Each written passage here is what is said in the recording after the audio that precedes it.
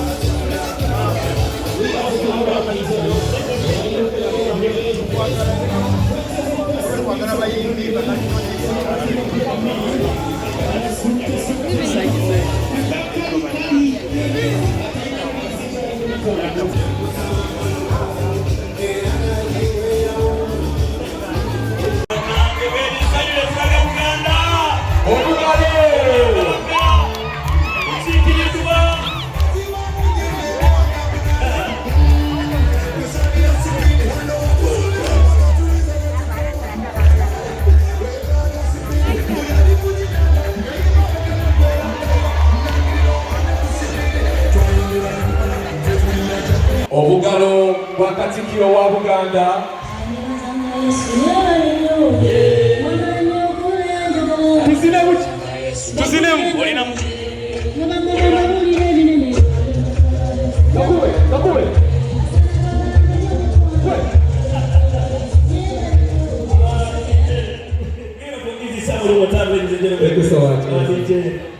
Oh my goodness. Katweyangirire Katikiro obutongole.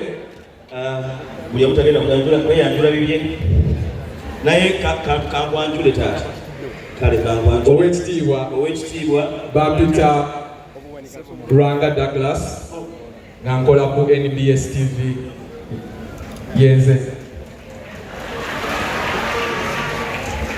owekitiibwa yenze King Wesley kabaka wa rendiyo era president w'abayimbi ba gospel mu ggwanga. Nkola ku Spirit TV ne Spirit FM. Owekitiibwa Katikiro yenze Katikiro we mu bwakabaka bwe. Busy Samuel on the mix. Okay, can we give it up for our King of Kings, Jesus? Amen. Yeah. Now, Douglas. Yes. Thank you very much. Mwebale nnyo, mwebalire. I said, come on, can we clap?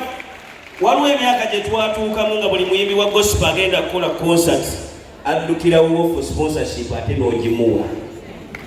Tumukubireko obugalo bw'enjawulo. Mwebale nnyo.